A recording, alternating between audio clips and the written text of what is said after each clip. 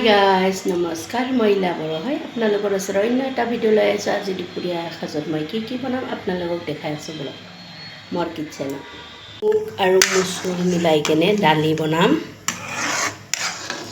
ইমান গৰম দিছে অকল দালি মুগ মচুৰ মিলাই কেনে দালি লগত জলকীয়া কেইটামান ফালি দিছোঁ ধুনীয়াকৈ চম্বাছ দিম তাৰপিছত আলু ফ্ৰাই কৰিম বেলেগ একো নবনাওঁ আচাৰ অকণমান আছে আমৰ বনাই থোৱা এইটো দালি চম্বাছ দিয়াৰ কাৰণে কাটি লৈছোঁ আলু ফ্ৰাই কৰিম ধুনীয়াকৈ আৰু দালি আৰু বনাই থকাৰ মাজতে আৰু এটা ভিডিঅ' কথা এটা ক'ম বুলি আহিছোঁ মানে চাহ মোৰ মুখৰ ফেচটো ইমান লেতেৰা হৈছে সেইবিলাক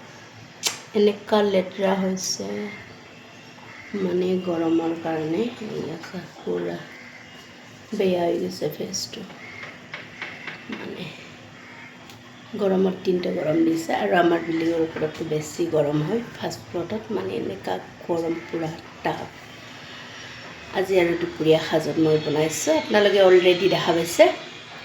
মগু দাইল মচুৰ মিলাই কিনে দালি এখন বনাইছোঁ একে শ্বৰ্টকাটকৈ বনাইছোঁ